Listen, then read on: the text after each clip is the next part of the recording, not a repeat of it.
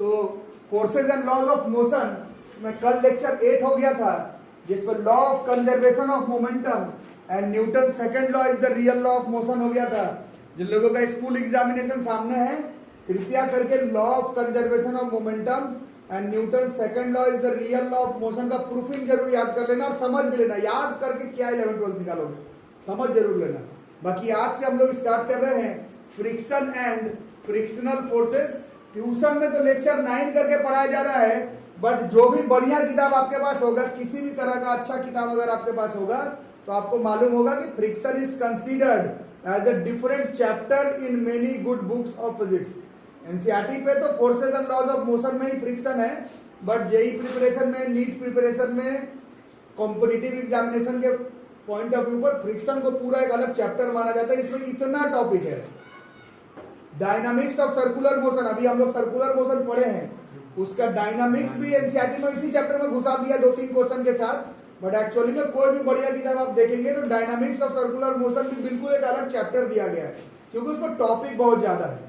तो हम लोग ट्यूशन में तो फोर्सेज लॉज ऑफ मोशन नहीं पढ़ेंगे, बट जो लोग तैयारी कर रहे हैं आउट एंड आउट, फ्रिक्शन का formula, concept, proofing, graph, question mains advance NEET का, उसको अलग लेवल पर तैयारी करना होगा, क्योंकि ये फिजिक्स का टॉप 1 टॉपिक में है। Top topic 11th class physics. अगर हाथ रख के गेस करना हो कि इस टॉपिक से न्यूमेरिकल लड़ने वाला है, तो फ्रिक्शन से श्योर आएगा परीक्षा में। ठीक है, तो फ्रिक्शन को ध्यान से पढ़ेंगे। बाकी 8th क्लास में थोड़ा सा पढ़े थे फ्रिक्शन के बारे में। तो हमने अभी पढ़ा न्यूटन साहब का first law of motion, 9th में भी पढ़ा था, 11th में भी पढ़ा। न्यूटन का पहला लॉ ऑफ मोशन कहता है बॉडी अगर रेस्ट में है तो वो रेस्ट में ही रहेगा, या फिर बॉडी अगर यूनिफॉर्म मोशन में है इन ए स्ट्रेट लाइन, तो वो uniform motion in a straight line ही रहेगा। ठीक है, बट एक जमीन है, जमीन पर जब आप फुटबॉल को किक मारते हैं तो उसमें अगर आपने एक मोशन डाल दिया, तो न्यूटन साहब के पहले लॉ ऑफ मोशन के हिसाब से बॉडी मोशन में है। अब अगर उसको रोकना है तो तुमको कोई बाहर से एक्सटर्नल अनबैलेंस फोर्स देना पड़ेगा, जो कि तो तुम दिए नहीं हो, तुम तो और उसको मारे हो, तुम रोकने वाला कहाँ दिए हो। बट आपको मालूम है कि थोड़ा देर के बाद बॉल जो है वो खुद ही जाकर के रुक जाएगा। न्यूटन का फर्स्ट लॉ ऑफ मोशन के हिसाब से जरूर उसमें कहीं ना कहीं कोई external unbalance force role play कर रहा है, जिसके वजह से उस बॉडी के पास मोशन दिए थे फिर भी वो रुक गया। वही वाला फोर्स को हम लोग कौन सा फोर्स कहते हैं? That is known as frictional force. 8th class में थोड़ा बहुत पढ़े थे। Frictional force it is defined as an opposing force, oppose करता हुआ फोर्स है, दैट कम्स इनटू प्ले। कब ये कॉन्सेप्ट कब इस्तेमाल करोगे? जब एक बॉडी दूसरे बॉडी के ऊपर मूव करे। ठीक है, मूव 2 तरह का, या तो वो स्लाइड करे या फिर रोल करे। ठीक है, अगर मूव नहीं भी कर रहा है तो भी ट्राई करे, और even tries to move over the surface of another body, उस केस में जो force in question force arise होता है, उस फोर्स को हम लोग फ्रिक्शनल फोर्स कहते हैं। ठीक है, तो डेफिनेशन से ही पता चल रहा है कि फ्रिक्शनल फोर्स जो है वो अपोजिंग फोर्स है। कब काम आएगा? एक सरफेस के ऊपर जब दूसरा सरफेस मूव कर रहा हो। मूव करना मतलब स्लाइड या फिर रोल कर रहा हो, या फिर मूव अगर नहीं भी कर रहा हो तो ट्राई कर रहा है मूव करने का। ठीक है, जैसे कि टेबल है, टेबल पे बुक रखा हुआ, बुक तो बहुत मतलब कोई बॉक्स है भारी सा, उस बॉक्स पे तुम फोर्स लगा चुके लेकिन वो मूव नहीं कर रहा है, फिर भी वो ट्राई क्या कर रहा है? मूव करने का। उस केस में भी फोर्स जो है अपोजिंग फोर्स लग रहा है, that force will be frictional force. ऐसा जरूरी नहीं कि सिर्फ मूव कर रहा होगा उस केस में फ्रिक्शनल फोर्स। अगर उस पर तुम अपने तरफ का फोर्स लगा चुके हो, वो ट्राई कर रहा है मूव करने का बट वो नहीं कर पा रहा मूव, उस केस में भी जो अपोजिंग फोर्स है, that force is known as frictional force. याद रहेगा? ठीक है, अब है ओरिजिन, कारण फ्रिक्शन का। तो इसमें एक्चुअली में बच्चों कुछ लोग ऑफलाइन पढ़ रहे हैं, कुछ लोग ऑनलाइन। इसमें 4 पेज का थ्योरी है, 4 पन्ना लिखवाया जा सकता है कि फ्रिक्शन के बारे में कौन साइंटिस्ट ने पहले क्या बताया नहीं बताया। तो हम लोग उतना नहीं इस पर लिखेंगे, समझेंगे। कुछ जो चल रहा है, जो कॉन्सेप्ट है, उस पर बातचीत कर लेते हैं। ठीक है, तो पुराना व्यू, ओल्ड व्यू ये कहता है, जो कि हम लोग शायद 7th 8th में भी पढ़े थे, कि कॉज ये है कि जब एक बॉडी दूसरे सरफेस के ऊपर मूव करेगा तो दोनों सरफेसेस में कितना भी मॉलिक्यूलर लेवल पर देखा जाए तो रफनेस होगा। रफनेस के वजह से दोनों सरफेसेस क्या करने लगेंगे, एक दूसरे को इंटरलॉक करने लगेंगे। इंटरलॉक करने के वजह से एक रुकता हुआ एक ऑपोजिंग फोर्स लगेगा, that is known as frictional force. ये ओल्ड व्यू है, पुराने समय का व्यू है। अभी भी हम लोग 8th 9th में यही बोल के काम चला लेते हैं, ठीक है। बट मॉडर्न व्यू कहता है, जो कि आप लोग केमिस्ट्री में भी पढ़ रहे हैं, दो तरह का, या फिर केमिस्ट्री में तो एक्चुअली में हम लोग 4th 5th क्लास से ही पढ़ रहे हैं कि हर मैटर, चाहे वो सॉलिड हो, लिक्विड हो, गैस हो, उसके अंदर इंटरमोलिकुलर अरेंजमेंट होता है, ठीक है। इंटरमोलिकुलर अरेंजमेंट सबका अलग अलग होता है। जैसे आप लोग पढ़े सॉलिड में इंटरमोलिकुलर अरेंजमेंट जो है बहुत टाइटली होता है, मतलब सब सरफेस का अलग अलग होता है, ठीक है। मॉडर्न व्यू ये कहता है कि जब भी एक सरफेस दूसरे सरफेस के ऊपर move, slide, roll, relative motion करे, तो उस केस में क्या होगा, दोनों सरफेसेस का जो मॉलिक्यूलर है, मॉलिक्यूलर अरेंजमेंट, मॉलिक्यूल्स, वो आपस में अट्रैक्ट करेंगे। न्यूटन्स लॉ ऑफ ग्रेविटेशन भी हमने पढ़ा है 9th क्लास में, और केमिस्ट्री में आप लोग अभी टाइप्स ऑफ फोर्सेस पढ़ भी रहे होगे, मॉलिक्यूलर लेवल पर फोर्सेस, केमिस्ट्री में बॉन्डिंग वगैरह चैप्टर में भी आप लोग पढ़ रहे होगे। बोलने का मतलब है कि मॉलिक्यूल के बीच में अलग अलग सरफेसेस का जो मॉलिक्यूल्स है, एटम्स है, उसके बीच में जो अट्रैक्टिव फोर्स है, उस अट्रैक्टिव फोर्स के वजह से ही ये वाला जो ओल्ड व्यू है, सरफेस ऊबड़ खाबड़ है, रफ है, इंटरलॉकिंग होगा। इन दोनों कॉन्सेप्ट को मिलाकर के ही ओरिजिन या फिर कॉज बनता है फ्रिक्शनल फोर्स का, ठीक है। और छोटे क्लास में पढ़े थे, इंटरमोलिकुलर फोर्सेस दो तरह का होता है, कोहेशन होता है और एडहेशन होता है। फ्रिक्शन में कॉमन सेंस है, एडहेशन का बात है। दो अलग अलग सरफेस है, इस सरफेस का और उस सरफेस का जिसमें फ्रिक्शन हो रहा है, अलग सरफेस। अलग सरफेस के मॉलिक्यूल के बीच में molecular forces of attraction is adhesion. तो फ्रिक्शन में एडहेसिव फोर्सेस रोल प्ले करते हैं। और जो आपने 8th 7th में पढ़ा है, रफनेस है, इंटरलॉकिंग है, वो भी ठीक है, ऐसा नहीं कि वो गलत है। सब concept old view modern view को मिला करके बनता है हमारा friction and cause of friction and frictional force, ठीक। तो फ्रिक्शन, इस पे थ्योरी तो हम लोग 4-5 पेज लिख सकते हैं बच्चों, बट आपको भी मालूम है कि मैं 4-5 पेज इस पे थ्योरी नहीं लिखवाने वाला आपको। आप लोगों के पास जो भी बुक है उससे थोड़ा थोड़ा करके आप लोग पढ़िए, है ना। मेरे को बताना है कि फ्रिक्शन जो अभी आप लोग बताए 7 मिनट में, आप ही लोग बहुत कुछ बताए थे, दो तरह से उसको हम लोग कैटेगराइज करते हैं। एक एक्सटर्नल फ्रिक्शन होता है और एक होता है इंटरनल फ्रिक्शन। जो अभी आप लोग जितना एग्जांपल अभी बताए, फुटबॉल को किक मारे और क्या क्या बताया, कैरम बोर्ड है उसमें बताए कि फ्रिक्शन को कम करने के लिए पाउडर लगाते हैं, और कुछ बताए ग्रीस लगाते हो मशीन में फ्रिक्शन को कम करने के लिए, और बताओ जमीन पे चलने के लिए फ्रिक्शन जरूरी है। ये सब जो आप लोग बता रहे हैं, या फिर 8th क्लास में पढ़े थे मशीन को काम करने के लिए मशीन के बीच में फ्रिक्शनल फोर्स होना जरूरी है ना। तो वो सॉलिड्स के बीच में जो फ्रिक्शन जो आपको दिखता हो, जिस पर आप अपना बेसिक बनाए हैं अभी तक का, उन सबको हम लोग एक्सटर्नल फ्रिक्शन कहते हैं। वो फ्रिक्शनल फोर्स सॉलिड में बाहर से दिख जाता है। सॉलिड का फ्रिक्शनल फोर्स आंख से विजिबल होता है, मतलब पता चल जाता है कि जो फ्रिक्शन का कॉन्सेप्ट लग रहा है। लिक्विड में जो फ्रिक्शन है, लिक्विड्स में जो फ्रिक्शन है, उसको हम लोग कहते हैं इंटरनल फ्रिक्शन, जिसको कि अलग से नाम दिया गया है विस्कस फोर्स या फिर विस्कोसिटी। मेरे से जो लोग डायमेंशनल एनालिसिस पढ़ा है, कोफिशिएंट ऑफ विस्कोसिटी भर के क्वेश्चन है, लेकिन ऐसे लेटर हम लोग 11th क्लास का सेकंड बुक का पहला चैप्टर पढ़ेंगे, बल्क प्रॉपर्टीज ऑफ मैटर। वहां पर आप लिक्विड के फ्रिक्शनल फोर्स के बारे में पढ़ेंगे। ये वाला चैप्टर जो अभी पढ़ रहे हैं उसमें फ्रिक्शन तो पढ़ेंगे, बट केवल सॉलिड वाला फ्रिक्शन पढ़ना है। ये चीज आपको मालूम होना चाहिए सिलेबस में क्या पढ़ रहे हैं। फ्रिक्शन आपको पढ़ाया जा रहा है, बट लिक्विड वाला फ्रिक्शन अभी नहीं पढ़ाया जाएगा। उसको ऑफिशियली एक चैप्टर 11th में आपको पढ़ना, viscous force and viscosity, liquid, air, वो सब, ठीक है, क्लियर रहेगा। तो अभी इस चैप्टर में हम लोग केवल एक्सटर्नल फ्रिक्शन, मतलब जो सॉलिड्स में जो फ्रिक्शन होता है उसके बारे में ही बातचीत करेंगे इस चैप्टर में, याद रहेगा, है ना। लिक्विड का फ्रिक्शनल फोर्स पे पूछता है कहाँ दिखता है सर, तो बिल्कुल दिखता है ना। जब मैं पढ़ा रहा था डायमेंशनल एनालिसिस तभी भी बताया था, पानी है, पानी में ऐसे चम्मच रख करके ऐसे पानी का ऊपर लेवल को ऐसे गोल गोल घुमा लोगे, वो क्या गोल गोल ही घूमता रहेगा क्या? तो थोड़े देर के बाद क्या होता है, वो रुक जाता है। क्यों? वहां पर भी डिफरेंट लेयर्स ऑफ लिक्विड या गैस के केस में वो आपस में एक फ्रिक्शनल फोर्स लगाता है, बट उसका न्यूमेरिकल, उसका फॉर्मूला, उसका ग्राफ आप इस चैप्टर में नहीं पढ़ेंगे, ऐसा ही कुछ जो अभी पढ़ेंगे। यही फिजिक्स है। 8th वाले को दोनों को साथ में ही बता देने पर भी समझ में आ जाएगा। आपका उपाय अलग है, वो भी फ्रिक्शन है, बट उसका कहानी विस्कोसिटी में अलग से आपको पढ़ना है। उसका क्वेश्चन, उसका ग्राफ, उसका फॉर्मूला, उसका थ्योरी, उसका एक्सिवर्मा, उसका एनसीईआरटी, उसका मेंस एडवांस, वो अलग है। Friction he, but liquid gas वाला अभी फिलहाल इस चैप्टर में नहीं पढ़ाया जाएगा। इस चैप्टर में आपको केवल एक्सटर्नल फ्रिक्शन सॉलिड वाला पढ़ाया जाएगा। पहला चीज ये हो गया, ठीक है।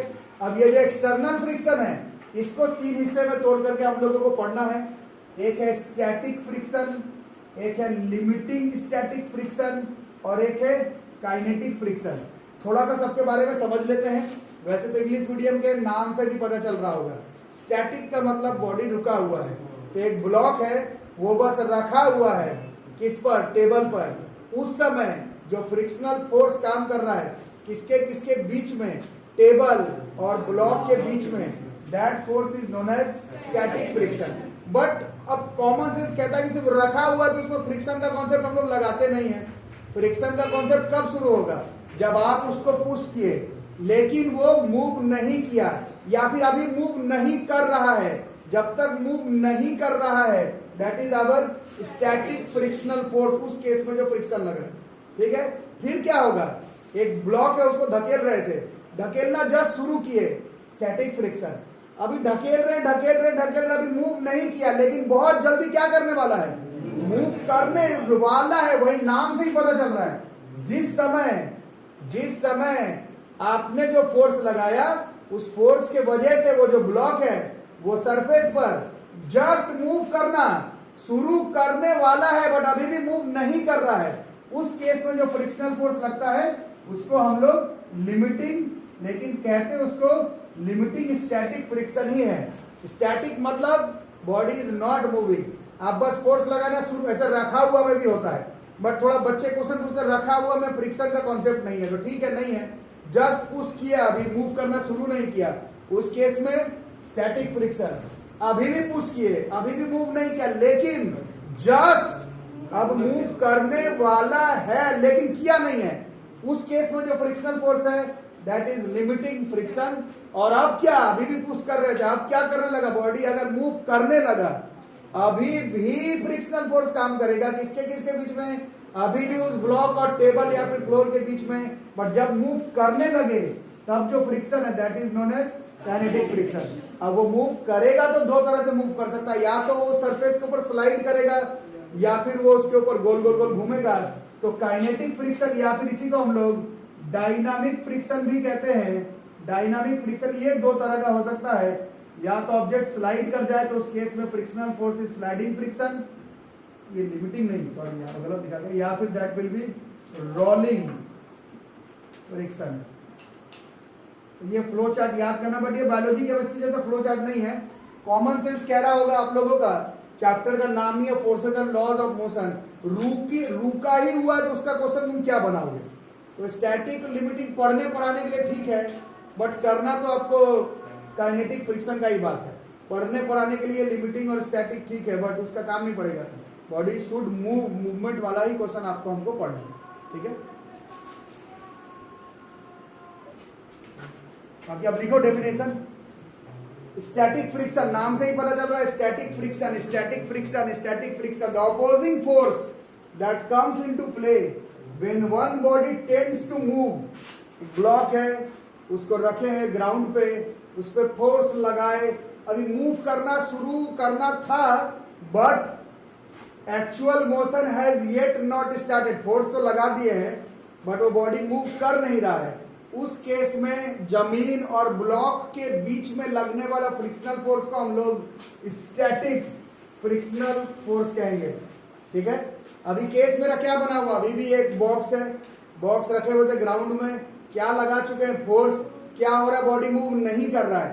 अब हमने अपना फोर्स बढ़ाया बढ़ाया बढ़ाया बढ़ाया, अब क्या होगा, अब ऐसा हो सकता है कि वो ब्लॉक क्या करने लगे, मूव करने लगे, लेकिन अभी भी मूव नहीं किया एकदम। हम अपने तरफ से मैक्सिमम फोर्स लगा चुके, या मेरा मैक्सिमम फोर्स का छोड़ो, वो ब्लॉक जितने से रुक सकता था, जो जैसे 20 न्यूटन उसको मूव करवाने के लिए था, तो वो ब्लॉक पर अभी जब 19.999999 न्यूटन फोर्स लग चुका है, तब क्या जस्ट वो रेडी है मूव करने के लिए, बट अभी भी वो मूव नहीं कर रहा है। उस केस का जो फ्रिक्शन है that is known as limiting static friction. Limiting है और ये मैक्सिमम अपोजिंग फोर्स है।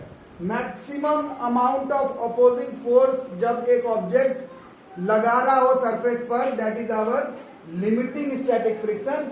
जैसे ही हम लोग लिमिटिंग स्टैटिक फ्रिक्शनल फोर्स से ज्यादा फोर्स लगा दिए, तब क्या होगा, उस केस में ऑब्जेक्ट क्या करने लगेगा, वो लोग मूव करने लगेगा। बट मूव करने वाले केस में भी उस ऑब्जेक्ट के बीच में और ग्राउंड के बीच में अभी भी फ्रिक्शनल फोर्स होगा। उस फ्रिक्शनल फोर्स को हम लोग काइनेटिक या फिर डायनामिक फ्रिक्शन कहेंगे। ठीक है, आज के क्लास के पहले तक हमको सिर्फ ये बात मालूम था कि बॉडी जब मूव कर रहा है एक बॉडी दूसरे बॉडी के ऊपर, तब उसके बीच में लगता है फ्रिक्शनल फोर्स। आज के बाद आपको समझ में आ गया होगा, वो तो जो 8th से पढ़कर आए थे वो फ्रिक्शनल फोर्स नहीं था, वो एक खास तरह का फ्रिक्शनल फोर्स था। वो काइनेटिक फ्रिक्शनल फोर्स था जो आप लोग 8th क्लास से पढ़कर कर आए हैं। या फिर अभी थोड़ी देर पहले जो आप लोग डेफिनेशन बता रहे थे, बॉल को किक मारे थोड़ी देर के बाद रुक जा, क्यों? 8th वाला आंसर बताता ड्यू टू फ्रिक्शनल फोर्स। अभी 11th को बताना फ्रिक्शनल नहीं, that is due to kinetic frictional force. Body move कर रहा है लेकिन उसके पहले ही दो तरह का फ्रिक्शनल फोर्स लग रहा है। एक बस उसमें फोर्स लगाए हैं बट बॉडी मूव नहीं कर रहा, that is static frictional force. अब फोर्स लगाए हैं, बॉडी जस्ट मूव करने वाला है लेकिन अभी मूव नहीं किया है। उस केस वाला जो फ्रिक्शनल फोर्स है that is limiting static frictional force. और जैसे ही उस सरफेस और ब्लॉक का जो भी लिमिटिंग स्टैटिक फ्रिक्शनल फोर्स हो, उससे जैसे ही तुम्हारे द्वारा लगाया जाने वाला फोर्स ज्यादा हुआ तो बॉडी मूव करना तो शुरू कर देगा, बट मूव करते समय भी उस बॉडी और उस सरफेस के बीच में जो फ्रिक्शनल फोर्स होगा that will be termed as kinetic या फिर डायनामिक फ्रिक्शनल फोर्स। ठीक है, तो एक चीज तो हम लोग देख लिए कि ये जो स्टैटिक फ्रिक्शनल फोर्स है वो अपने से नहीं होगा। अपने से नहीं होने का मतलब जो आप लोग 8th क्लास से पढ़े थे वो कॉन्सेप्ट सही है। फ्रिक्शन का खेल तभी शुरू होगा जब आप उस पर कोई फोर्स लगा दें, उसके बाद वो सब अपोजिंग होगा। सरफेस जिस तरफ तुम फोर्स लगाए उसके अपोजिट डायरेक्शन में होगा, उस ब्लॉक और उस सरफेस के बीच में लग रहा होगा। ये बात की बात, पहला बात है कि स्टैटिक फ्रिक्शनल फोर्स खुद से नहीं लगेगा। ठीक है, पहला चीज तो ये। दूसरा नंबर हम लोग देख लिए कि लिमिटिंग वाला जो स्टैटिक फ्रिक्शनल फोर्स है वही मैक्सिमम फ्रिक्शनल फोर्स है जब बॉडी रुका हुआ है तब। ठीक है, अब एक तीसरा चीज हम लोगों को यहाँ पर लिखना है जो कि आप ही लोग बताएंगे अभी। लिमिटिंग स्टैटिक फ्रिक्शनल फोर्स में जस्ट बॉडी रुका हुआ है और उससे ज्यादा में बॉडी मूव करने लगा, उस केस में कौन सा फ्रिक्शनल फोर्स हो जाएगा, काइनेटिक या फिर डायनामिक। आपको बताना है कि उन दोनों फोर्स में से ज्यादा कौन होगा, काइनेटिक फ्रिक्शनल फोर्स या फिर लिमिटिंग स्टैटिक फ्रिक्शनल फोर्स। बताओ, काइनेटिक इक्वल, अच्छा है, कुछ बोलो। काइनेटिक ज्यादा होगा, अच्छा है, बोलो बोलो। काइनेटिक ज्यादा, कुछ लोग बता रहे हैं काइनेटिक ज्यादा, बट एक्चुअली में लिमिटिंग वाला जो स्टैटिक फ्रिक्शनल फोर्स है वही मैक्सिमम अपोजिंग फोर्स होगा। क्योंकि जब बॉडी मूव करने ही लगा, तो फ्रिक्शनल फोर्स को ज्यादा अपोज अब कहाँ करना है, अब तो बॉडी एक्चुअली में मूव। लिमिटिंग में क्या था, तुम अपने तरफ का पूरा फोर्स लगा दिए, उसको वो रोक लिया है। इसमें क्या है, अब तो बॉडी मूव करने लगा, अब मूव करने लगा है तब ज्यादा फ्रिक्शनल फोर्स का जरूरत नहीं पड़ेगा। ठीक है, थोड़ा सा का ही अंतर होगा, बट लिमिटिंग वाला स्टैटिक फ्रिक्शनल फोर्स ही मैक्सिमम अपोजिंग फोर्स है। बाकी सब स्टैटिक वाला तो वैसे में भी कम है। अरे ये क्या कर दिया, ये वाला ही, यही मैक्सिमम। लिमिटिंग वाला जो स्टैटिक फ्रिक्शनल फोर्स है यही मैक्सिमम फ्रिक्शनल फोर्स है। यही पॉइंट है। इसके बाद किसी भी कीमत में, इसके बाद तो समझ लो बॉडी मूव करने लगा। अब मूव कर रहा है तो कैसे मूव कर रहा है, डायनामिक जा रहा है, रोल कर रहा है, स्लाइड कर रहा है, कहाँ मूव कर रहा है, कैसे मूव कर रहा है, उस हिसाब से फ्रिक्शनल फोर्स डिसाइड होगा। समझना, कैसा सरफेस है, उस पर क्या हुआ, किस तरह का उबड़ खाबड़ है या फिर स्मूथ है, वो तो बात की बात है ना। मैक्सिमम में लगाया फिर भी वो रोक लिया है, तो सबसे मैक्सिमम जो स्टैटिक फ्रिक्शनल फोर्स है वो लिमिटिंग में होगा। इसके बाद वाला इससे कम होगा। ठीक है, तो इसको लिख लेते हैं, ये जो स्टैटिक या फिर ऐसे लिख सकते हैं कि काइनेटिक फ्रिक्शनल फोर्स है, वो थोड़ा सा कम, या फिर कुछ लोग बता रहे थे कि हो सकता है कि वो बराबर ही हो जाए, लेकिन बराबर से थोड़ा सा ज्यादा ही होगा मोटा मोटी। किससे? इसको छोटा ही लिखेंगे फ्रॉम, ये कम होगा लिमिटिंग स्टैटिक फ्रिक्शनल फोर्स।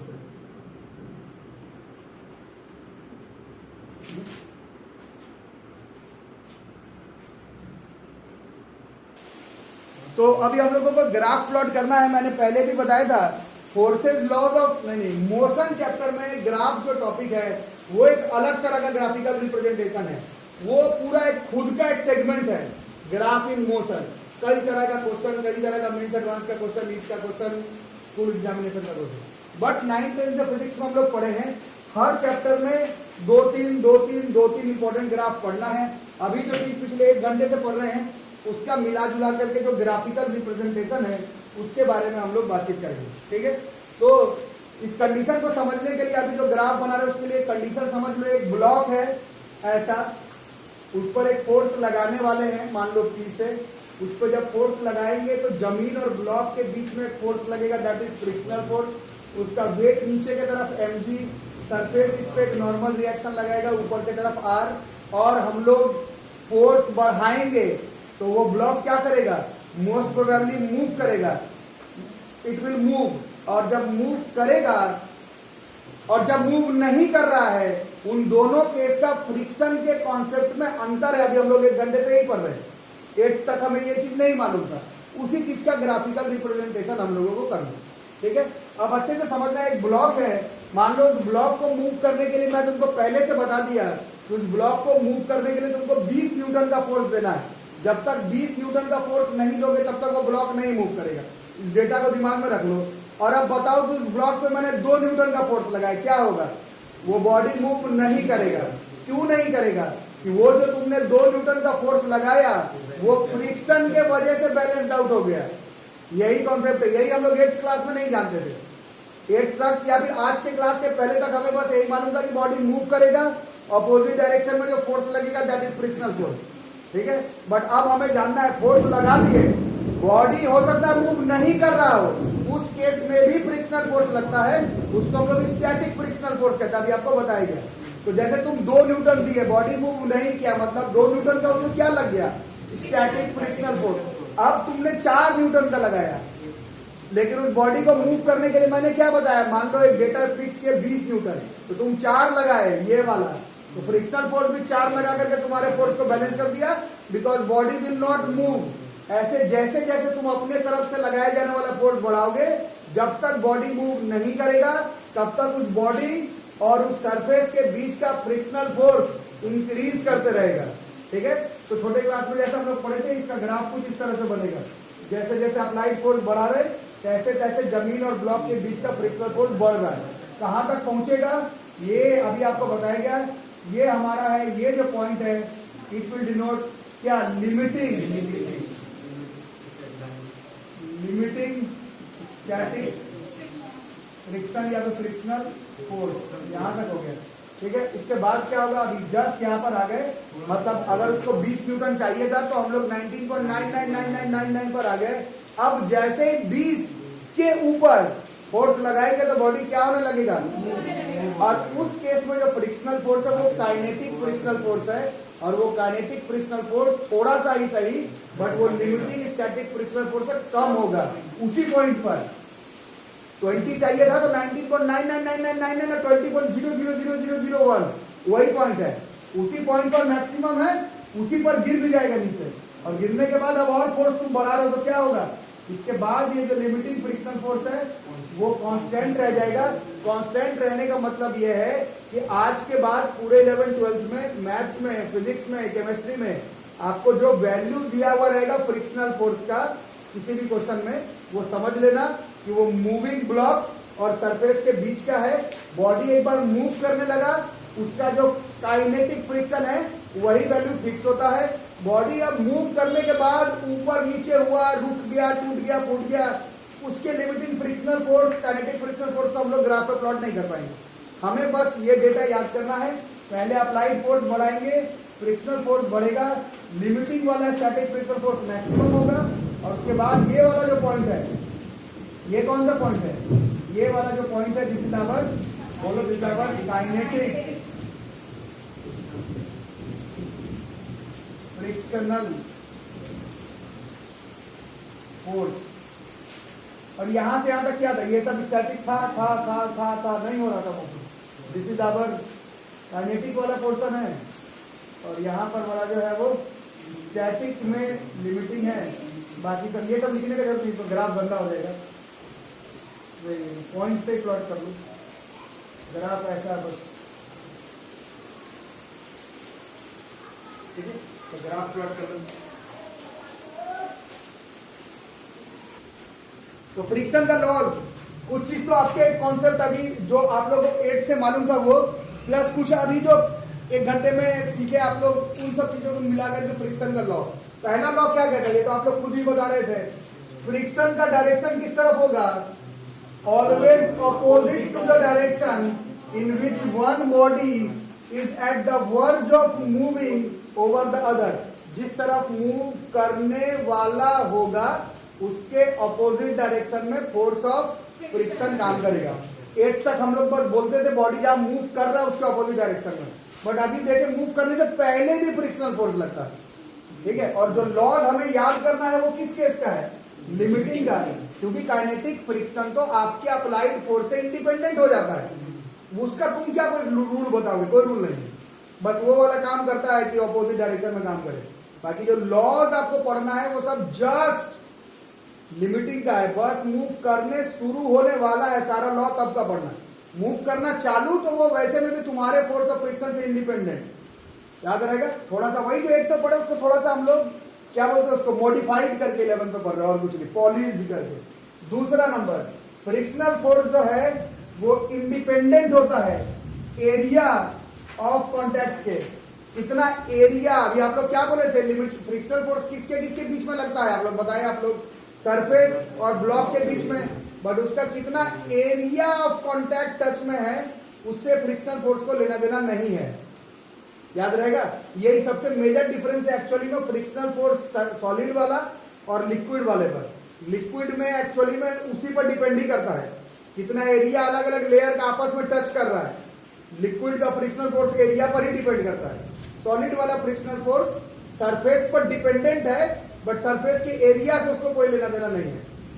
कब तक, जब तक कि उस पर लगने वाला जो नॉर्मल रिएक्शन है वो सेम होना चाहिए, ठीक है। तो हम लोग एक डायग्राम भी सेटअप अब करते ही चले, क्योंकि अब इन सब चीज का काम कर रहा है। तो ये हमारा एक ब्लॉक है, इसका मास है m, इसका वेट किस तरफ है mg, और इस पर नॉर्मल रिएक्शन ऊपर की तरफ, इस तरफ क्या लगा रहे थे अप्लाइड फोर्स, और इस तरफ क्या है फ्रिक्शनल फोर्स, फ्रिक्शनल फोर्स इस तरफ है, ठीक है। तो सरफेस पर डिपेंडेंट तो है, बट इसका एरिया कितना टच वच पे उससे मतलब नहीं है, बशर्ते नॉर्मल जो है वो डायग्राम का सेम होना चाहिए, ठीक है। ये दूसरा। तीसरा नंबर, एरिया पर तो डिपेंड नहीं करेगा, बट 8th क्लास से पढ़कर आए हैं, अभी आप लोग खुद बता रहे थे कि उबड़ खाबड़ वाले डायग्राम, उबड़ खाबड़ वाले सरफेस पर फ्रिक्शनल फोर्स ज्यादा लगेगा, तुम खुद बताए हो।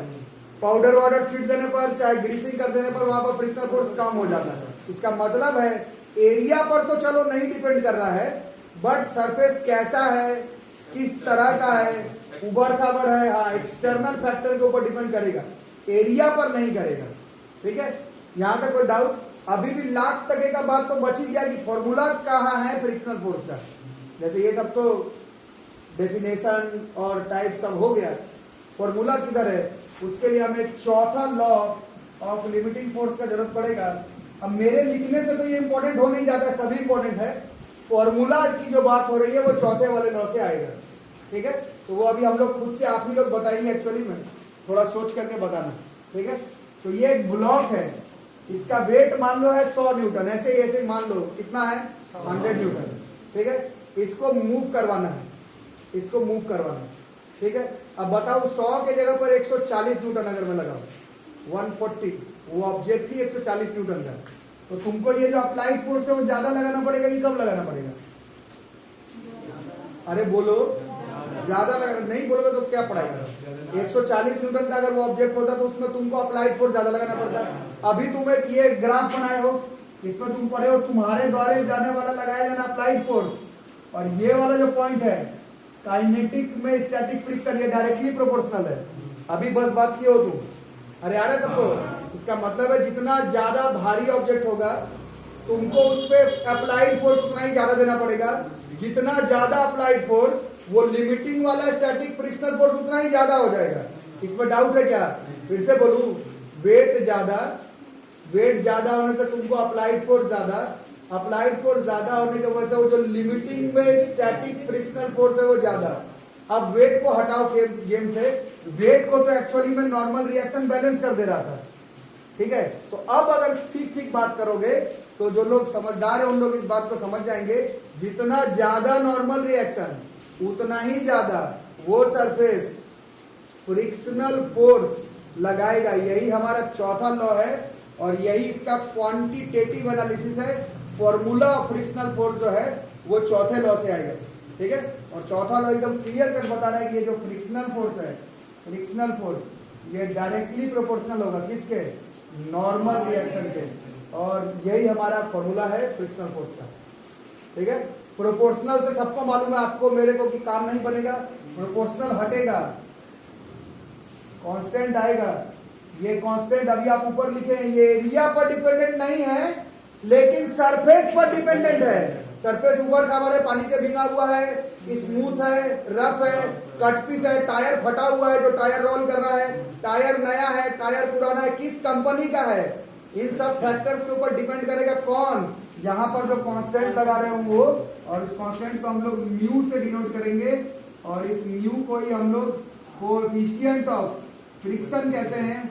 और यही फॉर्मूला है हमारा थ्रू आउट फ्रिक्शनल फोर्स का। ये कोएफिशिएंट ऑफ फ्रिक्शन है, ये फ्रिक्शनल फोर्स है और F बराबर म्यू आर है। और ये म्यू किस केस का होगा? जब रुका हुआ है जस्ट, ये लिमिटिंग का है, ये लिमिटिंग वाले केस का है, क्योंकि अभी आप ही लोग बताते हैं हर केस में तो अलग अलग होगा ना। ये फॉर्मूला काम हम लोग एकदम मतलब ये सेट किया हुआ फॉर्मूला है, जब लिमिटिंग में जाकर के बॉडी जस्ट मूव करने लगे, ये थ्रू आउट फॉर्मूला फ्रिक्शन का उस समय काम है, ठीक है? तो फ्रिक्शनल फोर्स का थ्रू आउट एक ही फॉर्मूला होगा, म्यू इंटू आर। इतना ही फॉर्मूला है फ्रिक्शनल फोर्स का, सिर्फ म्यू इंटू आर। समझ में आ रहा है? अब जो लोग अच्छे बच्चे लोग उन लोग मेरे से पूछते हैं कि म्यू इंटू mg लिख सकते हैं क्या?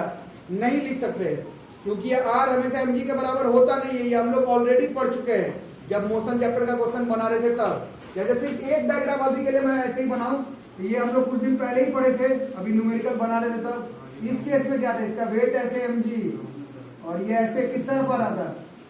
mg cos थीटा, इसका नॉर्मल यहाँ पर आ रहा था, इसका आर तो कहाँ mg के बराबर है? इस केस में तो आर mg cos थीटा के बराबर आ गया। तो frictional force mu into R याद रखेंगे, आर हमेशा mg के बराबर होगा ऐसा तो छोटा बच्चा बात करता है। आप पहले म्यू इंटू आर पर पहुंचेंगे, फिर जैसे अभी तक सिखाया गया है क्वेश्चन जब आएगा तो देखेंगे आर कितना हो रहा है, क्या वो mg के बराबर है, क्या वो mg cos थीटा हो रहा है, या कुछ और भी हो सकता है। तो आप F बराबर म्यू आर याद करेंगे, आर हम लोग क्वेश्चन के हिसाब से देखेंगे कैसा होगा। and this mu is our coefficient of friction, coefficient of limiting friction। याद रहेगा, यही फॉर्मूला पर सारा न्यूमेरिकल सारा कॉन्सेप्ट बेस्ड होगा। कल के क्लास में करेंगे सारा न्यूमेरिकल। तब तक के लिए थैंक यू।